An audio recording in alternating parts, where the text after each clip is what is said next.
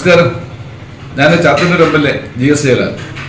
നമ്മുടെ ഒട്ടുമിക്ക സർക്കാർ സേവനങ്ങളും ഇപ്പോൾ ഓൺലൈനായിട്ട് ലഭിക്കുന്ന കാലമാണ്.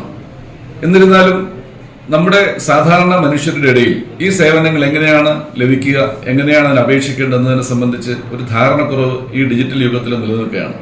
ചാത്തന്നൂർ നിയോജക മണ്ഡലത്തിലെ മുഴുവൻ ജനങ്ങൾക്കും എങ്ങനെയാണ് സർക്കാർ വകുപ്പുകളിൽ നിന്ന് ഈ സേവനങ്ങൾ ഓൺലൈനായി ലഭിക്കുക എന്നതിനെ സംബന്ധിച്ച് ഒരു ബോധവൽക്കരണം നടത്തുന്നതിന് വേണ്ടി ആരംഭിച്ച വളരെ ലളിതമായി അവതരിപ്പിക്കുന്ന ഒരു യൂട്യൂബ് ചാനലാണ് ജനപക്ഷം ചാത്തന്നൂർ.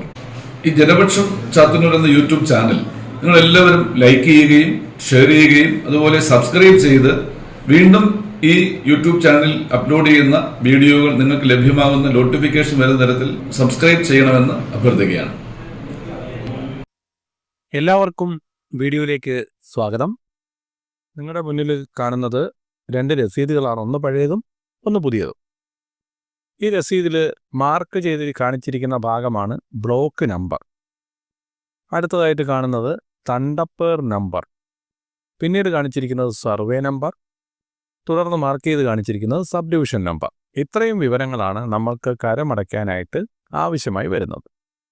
ഇവിടെ ഫിനാൻഷ്യൽ ഇയറും ഇനി അടുത്തതായിട്ട് ടാക്സ് അവസാനം അടച്ച തീയതിയും കാണിക്കുന്നു. നമ്മൾ ഇന്ന് നോക്കുന്നത് എങ്ങനെയാണ് ഭൂമിയുടെ നികുതി അടയ്ക്കുന്നത് എന്നാണ്. ഇത് വളരെ സിമ്പിളായിട്ട് നിങ്ങൾക്ക് അടയ്ക്കാവുന്നതേ ഉള്ളൂ. അതിന് മൊബൈൽ ഫോൺ വഴി അടയ്ക്കാം, കമ്പ്യൂട്ടർ വഴി അടയ്ക്കാം. മറ്റാരെയും ആശ്രയിക്കാതെ എങ്ങനെയാണ് അടയ്ക്കേണ്ടത് എന്ന് ഘട്ടം ഘട്ടമായിട്ട് പറഞ്ഞു തരുന്നൊരു വീഡിയോ ആണിത്.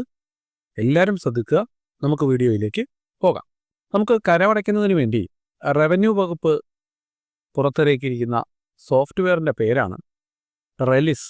അപ്പോൾ ഈ സോഫ്റ്റ്വെയറിൻ്റെ വെബ്സൈറ്റ് അഡ്രസ്സ് revenue.kerala.gov.in എന്നാണ്.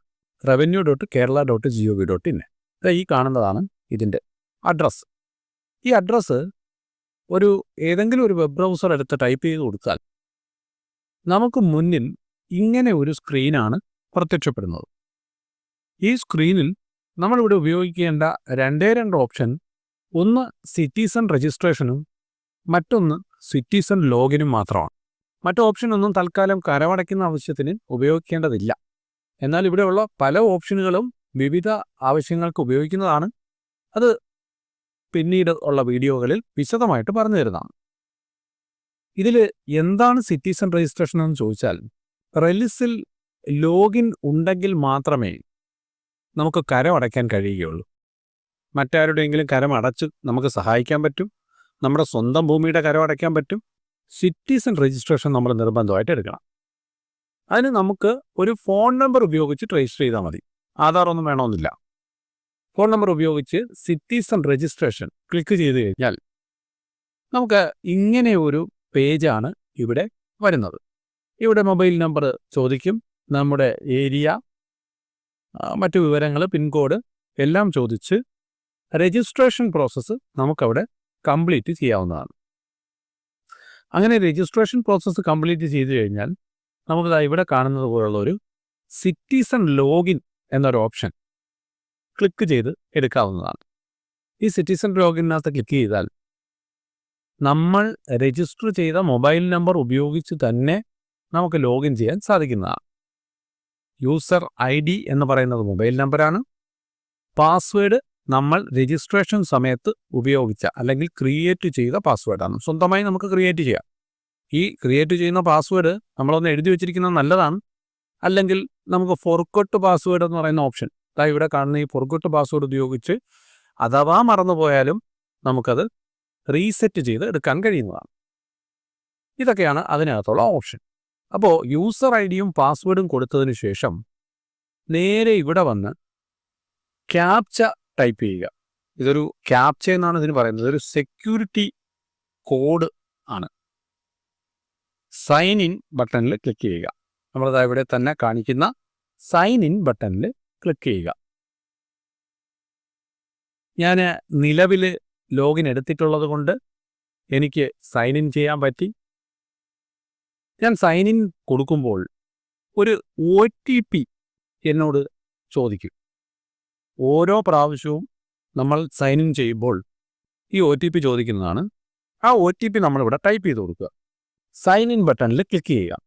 നേരെ നമ്മൾ സൈൻ ഇൻ ചെയ്യുന്ന സമയത്ത് നമ്മുടെ മുന്നിൽ ഏതെങ്കിലും നികുതി അടയ്ക്കാനുണ്ടെങ്കിൽ അതിൻ്റെ പേയ്മെൻറ്റ് ഡ്യൂ കാണിക്കും. നമുക്ക് പുതിയതായിട്ടാണ് ഒരു നികുതി അടയ്ക്കേണ്ടത്. ഒരു നികുതി അടച്ച് രസീത് എടുക്കുക എന്നതാണ് നമ്മുടെ ലക്ഷ്യം. അതിന് പേയ്മെൻറ്റ്സ് മെനുവിൽ ഇവിടെ വലത് സൈഡിൽ ഒരു മെനു ഉണ്ട്, പേയ്മെൻറ്റ്സ് എന്ന മെനു.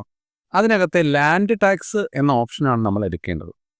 ക്ലിക്ക് ചെയ്യുമ്പോൾ നമ്മുടെ മുന്നിൽ ജില്ല, താലൂക്ക്, ഇവിടെ പ്രൊസീഡ് ഫോർ പേയ്മെൻറ്റ് എന്ന് പറയുന്ന ബട്ടൺ ഉണ്ട്. ഇവിടെ ക്യാൻസലും ഒക്കെ ചെയ്യാം.